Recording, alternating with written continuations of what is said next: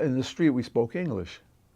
My friends, when we played ball, stickball, I went to school, everybody spoke English. As a little boy, people in the street were speaking English.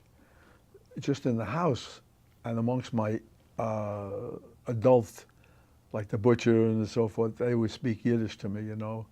When I was very little, they all spoke Yiddish, you know, but my dad, like I told you, never spoke any English, you know. When he was going for his papers, I said to him, Papa, wer gewinnt the first president? And he answers me back, Georgie Washington Soda.